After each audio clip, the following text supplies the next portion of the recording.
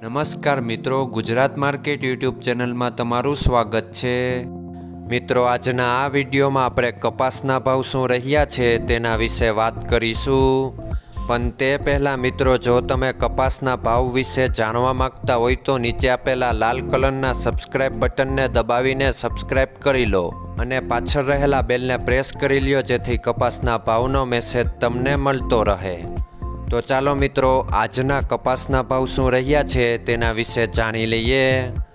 મિત્રો, આજના કપાસના ભાવ આ મુજબ રહ્યા હતા।